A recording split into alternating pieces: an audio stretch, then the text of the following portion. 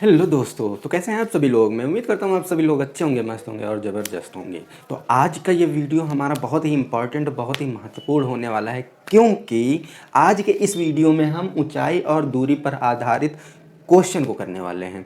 ये एकमात्र ऐसा चैप्टर है जिससे एक क्वेश्चन आपका 6 नंबर का बोर्ड एग्जाम में फिक्स रहता है। एक तो फिक्स रहता ही है, 6 नंबर का आता ही आता है। कितने प्रकार के इस चैप्टर से आपके बोर्ड एग्जाम में क्वेश्चन पूछे जाते हैं? तो 2 प्रकार के पूछे जाते हैं। एक तो वो प्रकार जिसमें कोई क्वेश्चन दे दिया जाएगा और उसमें आपको एक कोड दिया जाएगा और कहा जाएगा कि क्वेश्चन को सॉल्व करके फलाना ढिमकाना कुछ पूछेगा, ऊंचाई बताओ या दूरी बताओ, ज्ञात करने के लिए कहेगा। लेकिन दूसरा जो क्वेश्चन होता है उसमें आपसे ये पूछ सकता है कि एक क्वेश्चन दे देगा और कहेगा कि 2 कोड पता है, इसमें भी कुछ ना कुछ याद करने के लिए कहेगा। लेकिन यहाँ पर कितने कोड रहेंगे? 2। तो सिंगल कोड वाला मैंने पहले ही वीडियो बना रखा है, अगर आपने नहीं देखा है तो उस वीडियो को देख लीजिएगा जा करके। उसमें बेसिक कॉन्सेप्ट सारे आपके क्लियर हो जाएंगे। आज के इस वीडियो में जब किसी क्वेश्चन में 2 कोड दिए रहते हैं, 2 कोड, तो उस क्वेश्चन को कैसे हल किया जाता है उसको हल करना सीखेंगे। तो यहाँ पर मैंने एक क्वेश्चन ले रखा है, इसको हल करेंगे। इसमें भी कितने कोड हैं? 2 कोड हैं। देखिए क्वेश्चन एक बार रिपीट करता हूं। क्या कहा गया है कि भूमि के पी बिंदु से 10 मीटर ऊंचे भवन का उन्नयन कोण 30 डिग्री है। जैसा कि बोला गया वैसा ही डायग्राम भी बना रखे हैं, समझते चलते हैं साथ में। कहा गया भूमि के पी बिंदु से 10 मीटर ऊंचे भवन का उन्नयन कोण। भूमि ये है एक, इसके किसी बिंदु पी पर, ये एक पी बिंदु है, ठीक है, पी बिंदु से। और एक ये भवन बना हुआ, भवन का मतलब होता है घर। एक भवन बना है जिसकी ऊंचाई कितनी है? 10 मीटर की है। कितनी दे रखी है? 10 मीटर की। तो ये 10 मीटर ऊंचा भवन है, ठीक। भवन की ऊंचाई कितनी है? 10 मीटर की है।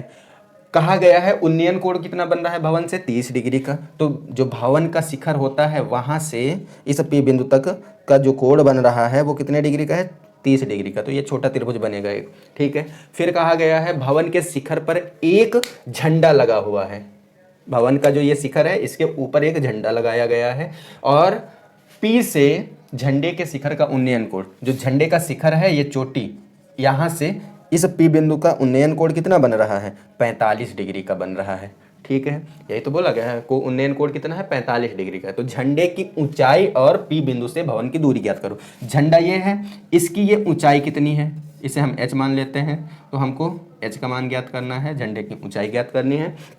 कहा गया है इस भवन से ये पी बिंदु कितनी दूरी पर है ये भी नहीं पता है हमको, तो इसे हम x मीटर मान लेते हैं। तो ये भी हम ज्ञात करेंगे। 2 चीज़ें हमको ज्ञात करने के लिए कहा है। इन्हें हम कुछ नाम दे देते हैं। इस बिंदु को हम ए नाम दे देते हैं, ए नाम दे देते हैं। और इसे कह देते हैं, ये बिंदु जो है ये बी बिंदु है और इसे सी बिंदु कह देते हैं। तो ये हमारा डायग्राम कंप्लीट है। क्वेश्चन हमारे सामने है, इसको कैसे हल करना है अब उसकी चर्चा करेंगे। तो देखिएगा दोस्तों, यहाँ पर ध्यान से देखिएगा तो 2 आपको समकोण त्रिभुज दिख रहे होंगे। एक तो पी ए बी, ये वाला त्रिभुज जिसका कोण थीटा 30 डिग्री है। दूसरा पी ए सी, ये बड़ा वाला त्रिभुज जिसका कोण जो है थीटा 45 डिग्री का है। इन दोनों की ज़रूरत हमको पड़ेगी। तो हम सबसे पहले छोटे त्रिभुज की बात करेंगे, पी ए बी की। त्रिभुज पी ए बी में छोटे वाले की बात करेंगे। करेंगे क्या? यहाँ पर आप देखो, क्या पता है हमको, ये जो सीधा खंबे जैसी खड़ी हुई भुजा होती है उसे हम बोलते हैं लंब, और ये पड़ी हुई भुजा को बोलते हैं आधार। तो एक ट्रिक बताई थी आपको, अगर आपने वीडियो देखा होगा तो आपको पता होगा। इससे पहले जो वीडियो बनाया था क्या था? लाल बट्टे कक्का, ये मैंने ट्रिक बताई थी। इसमें आपको देखना होगा कि लंब और आधार कहाँ पर मिल रहा है। ये लंब है, नीचे आधार दे रखा है? नहीं। ऊपर आधार है क्या, नीचे लंब है? नहीं। ये लंब ये आधार मिल रहा है इसमें, ये लंब और ये आधार। इसे क्या बोलते हैं हम? इसे बोलते हैं tan थीटा। tan थीटा बराबर होता है लंब बट्टे आधार। तो ये तो कॉन्सेप्ट लगेगा। यहाँ पर हम लिखेंगे tan थीटा बराबर लंब बट्टे आधार। अभी मान रखते हैं ये tan थीटा कितना दिया है?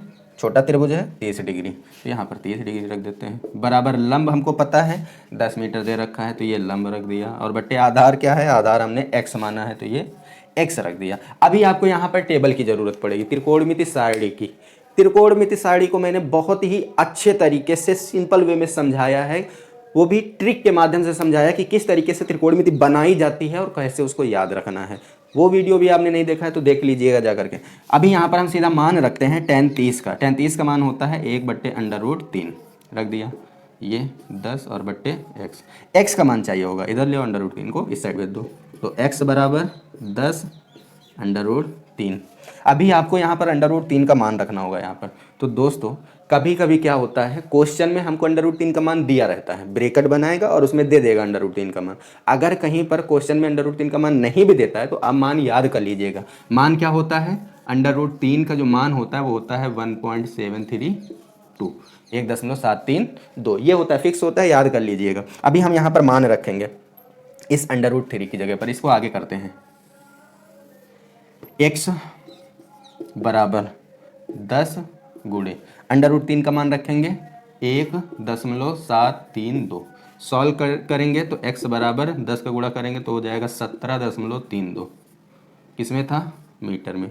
तो ये हमारा एक मान तो आ गया। x हमने क्या माना था, आप देखो डायग्राम में, x हमने माना था इस P बिंदु से भवन तक की दूरी, घर से P बिंदु के बीच की दूरी कितनी थी, x, यानी कि ये जो बिंदु है घर से कितनी दूरी पर है, 17.32 मीटर की दूरी पर है। एक मान मिल गया। दूसरा मान निकालना है हमको h का मान। h का मान निकालने के लिए इस बड़े वाले त्रिभुज की बात करेंगे। तो चलिए बड़े वाले त्रिभुज की बात करते हैं। नाम क्या है, PAC, P त्रिभुज PAC में इसकी बात कर लेते हैं भाई।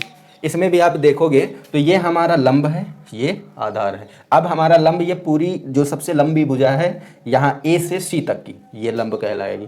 तो यहाँ पर अब आप देखो, यहाँ लंब और आधार किस में मिलेगा, लंब और आधार यही tan थीटा में ही तो मिलेगा। सेम तो है हमारा, कुछ अलग तो लगना नहीं।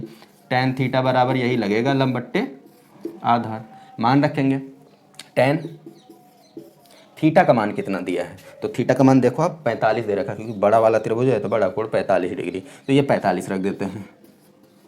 बराबर लंब कितना दिया है, तो लंब दोस्तों यहाँ पर जो ये बिल्डिंग है इसकी ऊंचाई 10 मीटर की है और इसके ऊपर झंडा लगा हुआ है, उसकी ऊंचाई हमने h मानी है। तो दोनों की ऊंचाई को जब हम आपस में जोड़ेंगे तभी तो टोटल ऊंचाई आएगी A से C तक की, आएगी कि नहीं आएगी। तो यहाँ पर हम जोड़ करके लिखेंगे, तो ये हो जाएगा h + 10 बट्टे में आधार, आधार कितना है, x है, x रख देते हैं, ये x रख दिया। और आगे इसको भाई सॉल्व करते हैं। फिर से टेबल से आपको tan 45 का मान रखना होगा, तो यहाँ 1 आ जाएगा, क्योंकि टेबल में tan 45 का मान क्या होता है, 1 होता है। h + 10 बट्टे x, x बट्टे में इधर ले आओ, गुणे में आएगा, तो ये x बराबर h + 10 हो जाएगा।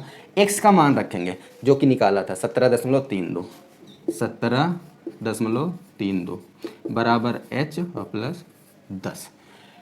इस 10 को इधर भेज दो, तो ये 17.32 प्लस का है माइनस का आ जाएगा बराबर h। 17 में से 10 घटेगा तो आ जाएगा 7.32 बराबर h। h को इस साइड लिख लो आप, h बराबर 7.32 मीटर। h क्या था, h था हमारा इस झंडे की ऊंचाई।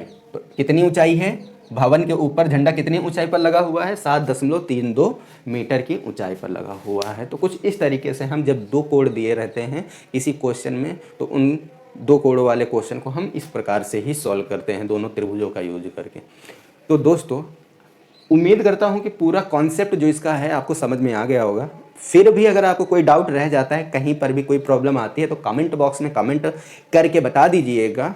उस प्रॉब्लम को ख़त्म करने की पूरी कोशिश की जाएगी। अगर वीडियो पसंद आए तो वीडियो को लाइक कर दीजिएगा। चैनल पर पहली बार आए हैं तो चैनल को सब्सक्राइब कर लीजिएगा। अपने दोस्तों को ज़्यादा से ज़्यादा शेयर कीजिएगा। तो मिलेंगे दोस्तों और ऐसे ही नए और इंटरेस्टिंग वीडियो के साथ, नए टॉपिक के साथ।